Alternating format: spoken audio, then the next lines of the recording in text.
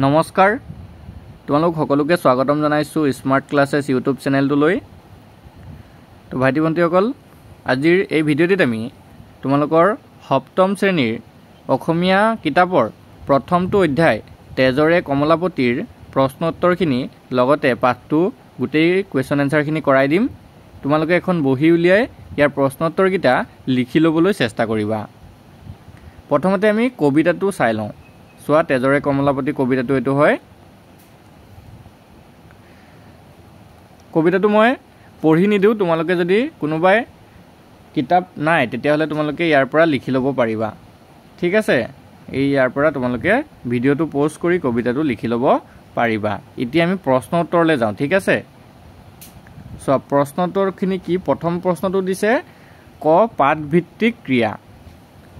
পাঠভিত্তিক ক্ৰিয়াৰ প্ৰথম প্ৰশ্নটো চোৱা, বৰগীতটি শুদ্ধ আৰু স্পষ্ট উচ্চাৰণেৰে গাওঁ আহা। এতিয়া এইটো তোমালোকে বৰগীতটো লিখি লৈ বহীত লিখি লৈ শুদ্ধ আৰু স্পষ্ট উচ্চাৰণেৰে ডাঙৰ ডাঙৰকৈ গাই শিকি ল'বা। ঠিক আছে, এইটো ছাত্ৰ ছাত্ৰীয়ে নিজে কৰিবলৈ সেইকাৰণে কোৱা হৈছে। ২ নম্বৰ প্ৰশ্নটো চোৱা, বৰগীতটো শুদ্ধ আৰু স্পষ্টভাৱে পঢ়া। এইটো একেটাই পঢ়িবলৈ কৈছে তোমালোকক, কবিতাটো শুদ্ধকৈ আৰু স্পষ্টকৈ পঢ়িবলৈ চেষ্টা কৰা। ঠিক আছে, এতিয়া আমি ৩ নম্বৰৰ পৰা প্ৰশ্ন উত্তৰখিনি কৰিব লাগিব। ৩ নম্বৰ চোৱা, তলৰ প্ৰশ্নসমূহৰ উত্তৰ কোৱা আৰু লিখা। তো তোমালোকে বহীখন উলিয়াই ল'লা, বহীখনত এতিয়া উত্তৰকেইটা লিখি যাবা। ক প্ৰশ্নটো চোৱা, তোমালোকৰ কি দিছে, বৰগীত ৰচনা কৰা মহাপুৰুষ দুজনাৰ নাম কি? তো ইয়াৰ উত্তৰত কি লিখিবা তোমালোকে, বৰগীত ৰচনা কৰা মহাপুৰুষ দুজনৰ নাম হ'ল শ্ৰী শ্ৰী মাধৱদেৱ আৰু শ্ৰীমন্ত শংকৰদেৱ। ঠিক আছে, এতিয়া তোমালোকে খ প্ৰশ্নটো কি লিখি যাবা। চোৱা, খ প্ৰশ্নটো দিছে তেজৰে কমলাপতি নামৰ বৰগীতটোৰ ৰচক কোন? তো ইয়াৰ উত্তৰটো হৈছে তেজৰে কমলাপতি নামৰ বৰগীতটোৰ ৰচক শ্ৰী শ্ৰী মাধৱদেৱ হ'ল।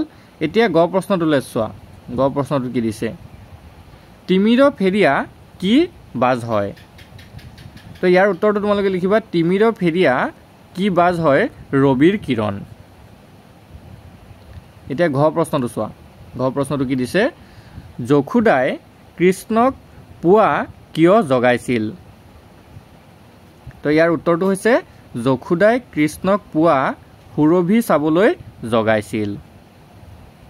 এতিয়া ৪ নম্বৰ প্ৰশ্নকেইটা চোৱা, তলত দিয়া পদ দুষাৰিত কোনে কাক কি কৈছে নিজৰ কথাৰে লিখা।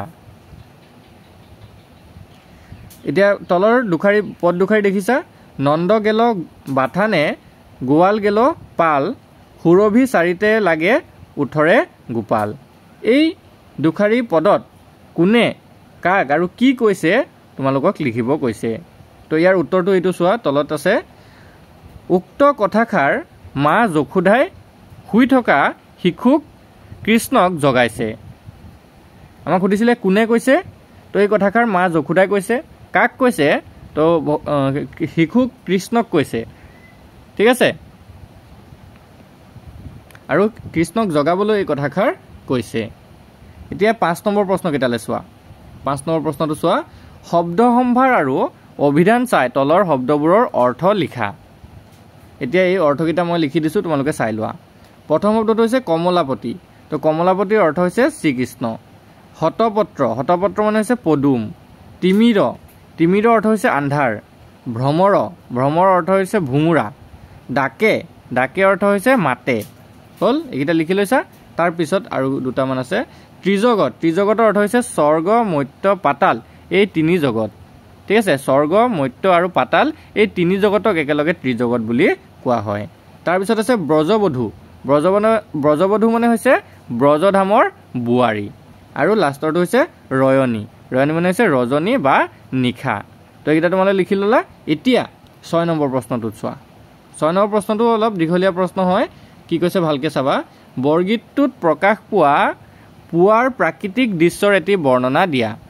তো বৰগীতটিত ৰাতিপুৱাৰ এটা দৃশ্য দেখুওৱা হৈছে, তাৰ এটা বৰ্ণনা দিব কৈছে। তো তোমালোকে বৰ্ণনাটো ভালকৈ লিখি ল'বা। ঠিক আছে, তো উত্তৰটো মই কৈ দিছোঁ চোৱা, ৰাতিপুৱা বৰগীতৰ দৃশ্যপট নিশ্চিন্ত সৌন্দৰ্য আৰু প্ৰাকৃতিক শোভাৰে উন্মোচিত হয়।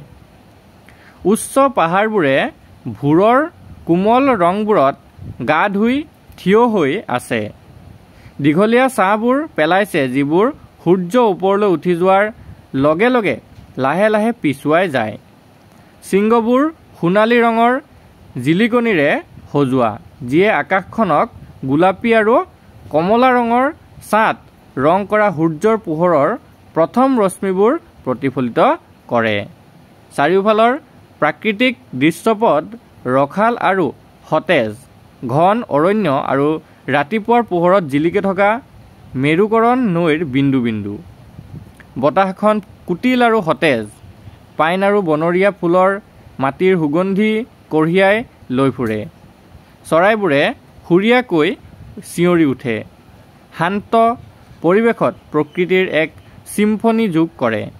বৰগীতত ৰাতিপুৱাৰ ৰূপ ধাৰণ কৰাৰ লগে লগে ই এক শান্ত আৰু চিত্ৰময় দৃশ্যৰ সৃষ্টি কৰে, য'ত পাহাৰৰ মহিমাই প্ৰাকৃতিক পৰিৱেশৰ শান্তিৰ সৈতে মিলিত হয়। উশাহ লোৱাৰ দৰে সৌন্দৰ্যৰ মাজত দিনটোৰ শান্তিপূৰ্ণ আৰম্ভণি আগবঢ়ায়। তো এইডোখৰ তোমালোকে লিখি দিবা, ইয়াৰ উত্তৰটো হৈ যাবগৈ।